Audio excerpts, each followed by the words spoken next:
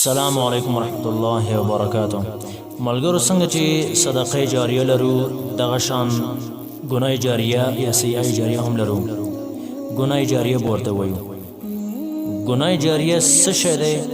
څه چې موږ په فیسبوک کې نشرو، بلوټوث په واسطه، یو اس بي، زیپیا، واتس اپ په واسطه باندې هر هغه د ګناه موضوعات،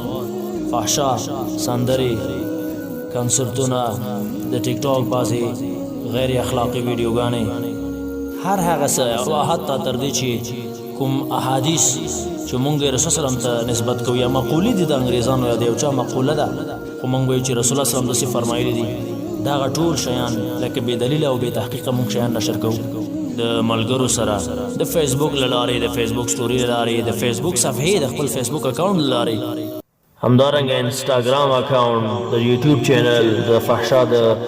خبرولو لپاره جوړول، د شرابو کاروبار کول یعنی فیکټری جوړول یا فابریکه جوړول، د سیګریټو فابریکه جوړول چې د انسان ته یعنی د انسان د مرګ نه وروسته هم چې د هغه پسې دغه ګناه روانه وي، او د تلویزیون یا ریډیو چینل د فحشا د ترویج دپاره، سندرو ترویج دپاره جوړول، یا په تلویزیون کې یو داسې پروګرام جوړول چې هغې کې بد اخلاقي او فحشا او یعنی بې پردګي خورېږي، سینما جوړول، سینما چلول او داسې نور. دغه ته ویل کېږي ګناه جاریه. د جاریه ګناه په باره کې قرآن او حدیث څه وایي؟ الله تعالی په سورة النور 19 آیت کې فرمایي: إن الذين يحبون أن تشيع الفاحشة في الذين آمنوا لهم عذاب أليم في الدنيا والآخرة. ويقينا هغه کسان چې خوښ ګڼي ان تشيع الفاحشة چې خوره کي ګناه، فحشا، بد اخلاقي خوره کي، بدلمني خوره کي، في الذين آمنوا ته هغه کسانو په منځ کې چې مؤمنان دي، وی هغوی دپاره عذاب علیم دردناک عذاب دی په دنیا او په آخرت کې. همدارنګه په سورة النحل کې 50 نمبر آیت کې الله تعالی فرمایي: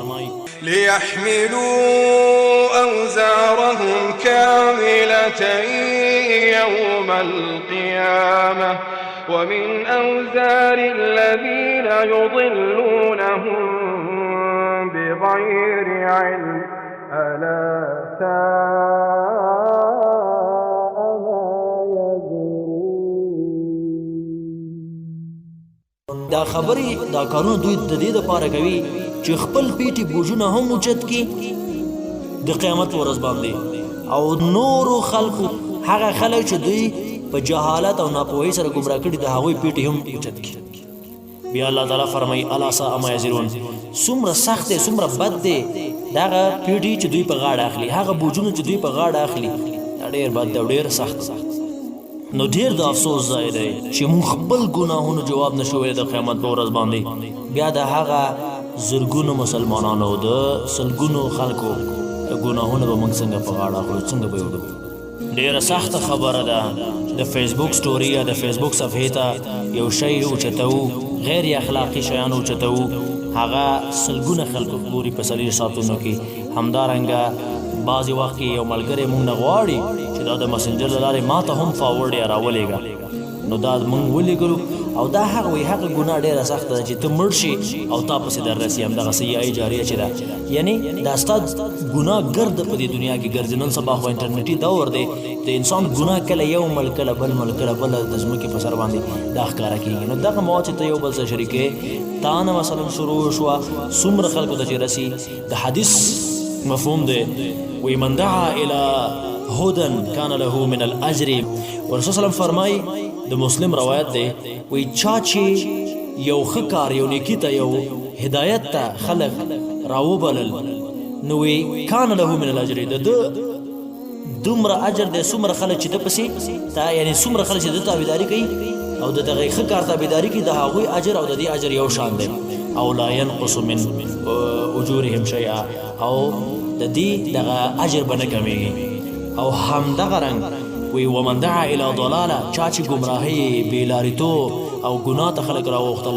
څوک هم چې د دغه غلط کار تابعداري کوي د هغوی ګناه او د دې ګناه به یو شان وي هیڅ ګناه کې به کموالی نه راځي او عجیبه خو دغه ده چې د فیسبوک سټوري کې